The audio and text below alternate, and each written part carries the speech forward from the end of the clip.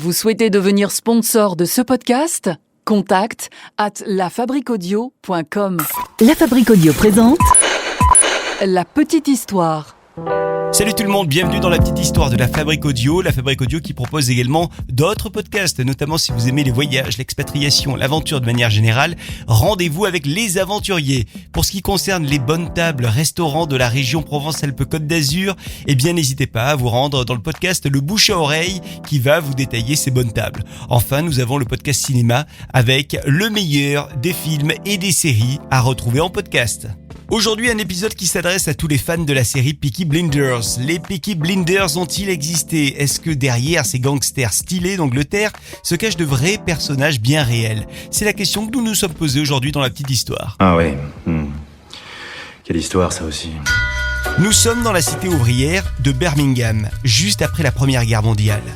La série Peaky Blinders suit les aventures de la famille Shelby, qui est leader d'un gang, le gang des Peaky Blinders. Un gang qui a vraiment existé.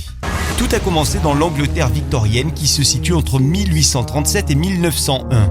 Il y a Dieu et il y a les Peaky Blinders.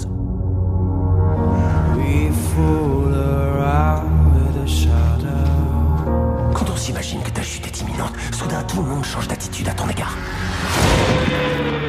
À cette époque, la misère était omniprésente.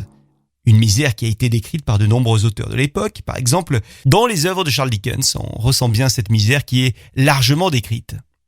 Les milieux ouvriers étaient particulièrement touchés par la pauvreté, il y avait beaucoup de maladies, il y avait également des problèmes de surpopulation, bref, les temps étaient très durs. La seule solution qui existait pour les ouvriers, pour qu'ils survivent, eh bien c'était de travailler, et le travail c'était l'usine. Mais les places étaient chères dans les usines, voire même quasi inaccessibles.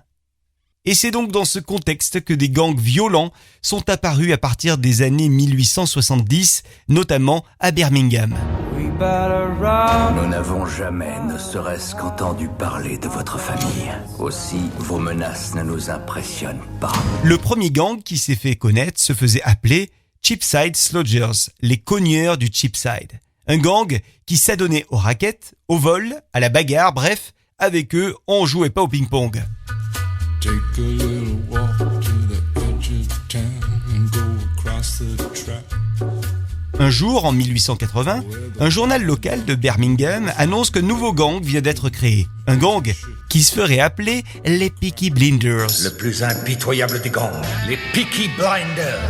Qu'on pourrait traduire donc par les aveugleurs à visière. Le nom n'est évidemment pas choisi par hasard, puisqu'il correspond à l'accessoire porté par tous les gangsters anglais de l'époque, la casquette. Une casquette qu'ils utilisaient pour dissimuler des lames de rasoir, justement, dans les rebords de la visière.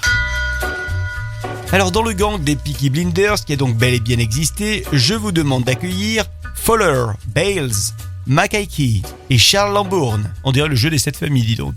Alors, que faisait ce gang ? Eh bien, les activités habituelles de gangsters. Ils étaient dans la rue, ils faisaient du marché noir, ils commettaient des vols et des agressions. Par contre, dans la série, on voit qu'il est question de politique, avec notamment le personnage de Thomas Shelby. Dans la réalité, pas d'ambition politique pour les membres des Peaky Blinders, qui étaient bien plus intéressés par la violence et l'action que par le fait de manigancer des petits coups de politiciens. Je crois que nos amis sont joueurs. Dans la série, on voit qu'ils ont de très jolies tenues avec des bottes pour cacher leurs armes, des pantalons amples pour cacher leurs armes, des écharpes pour cacher leurs armes, des longs manteaux pour cacher leurs armes, et puis des pantalons à pattes d'éléphant pour cacher leurs armes. Bon, dans la réalité, les Peaky Blinders étaient vêtus de la même manière, semble-t-il, donc la série reconstitue vraiment bien tout ça. Dans la réalité, toujours, les Peaky Blinders n'ont pas duré très très longtemps, puisque le gang s'est fait dépasser vers 1910 par un autre gang, les Birmingham Boys. Franchement, ça ferait un super nom de boys band, Je dis ça, je dis rien. Ce soir, on accueille les Birmingham Boys. Ensuite, il y a un autre clan qui a débarqué. Les Sabini, et là ça faisait vraiment trop pour 3 clans, donc les quelques Peaky Blinders restants ont dû s'exiler à la campagne, juste histoire de rester en vie, voilà. Et alors attention, je vais divulgacher un petit peu la série, donc si vous n'avez pas vu la série encore, je vous conseille de mettre pause ou d'avancer 30 secondes dans ce podcast. Dans la série, donc, il y a un personnage qui s'appelle Sabini, personnage qui mène une vendetta contre les Shelby. Là, on est dans la saison 4 pour celles et ceux qui ont vu la série. Eh bien, c'est un petit peu ça qui est arrivé en réalité. Il y a vraiment eu cette vendetta. Quand j'arrive à dormir, je fais un rêve dans lequel quelqu'un convoite ma couronne.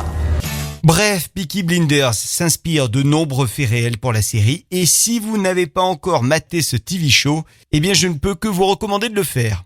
Voilà pour cette petite histoire consacrée donc aux Peaky Blinders. Les Peaky Blinders. Si vous l'avez aimé cette petite histoire, n'hésitez pas à la commenter, à la partager sur les réseaux sociaux. Et nous on se retrouve très vite avec une autre petite histoire de la Fabrique Audio. Salut. Voilà, les présentations sont faites.